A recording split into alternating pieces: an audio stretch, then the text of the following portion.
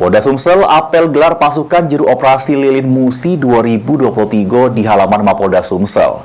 Sebanyak 3.097 personil gabungan diterjunkan untuk mengamankan perayaan Natal sambut tahun anyar 2024. 66 pos juga ditegakkan di tiap pintu masuk Sumsel. Sampai dengan 2 Januari 2024. Operasi ini melibatkan apel gelar pasukan Juru Operasi Lilin Musi 2023 ini dipimpin langsung oleh PJ Gubernur Sumsel Agus Patoni di halaman Mapolda Sumsel Kamis pagi tadi.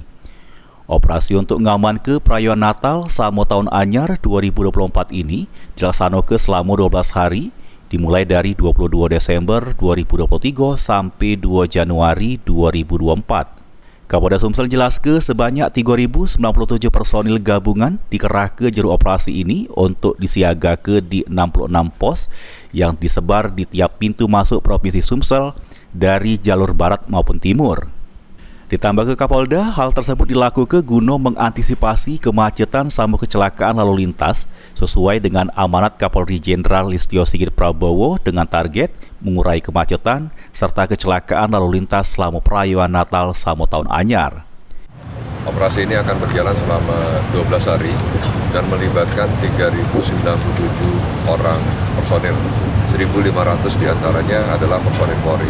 Sisanya gabungan ada dari TNI, Dinas Kesehatan, Disub, Satpol PP, Basarnas, BPBD, Pramuka, Senkom, dan banyak stakeholder lainnya.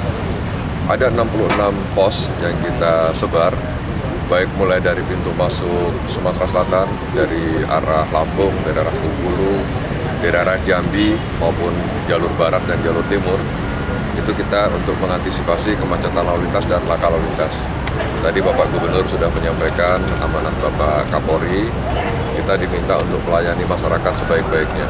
Targetnya adalah angka kemacetannya berkurang, angka kecelakaan lalu lintasnya juga berkurang. Kapolda Sumsel berharap Operasi Lilin Musi 2023 ini berjalan kondusif, tidak ada gangguan Kamtipmas yang bisa mengganggu kenyamanan masyarakat jerung raya ke Natal sama tahun anyar 2024. Mulyadi, PAL TV.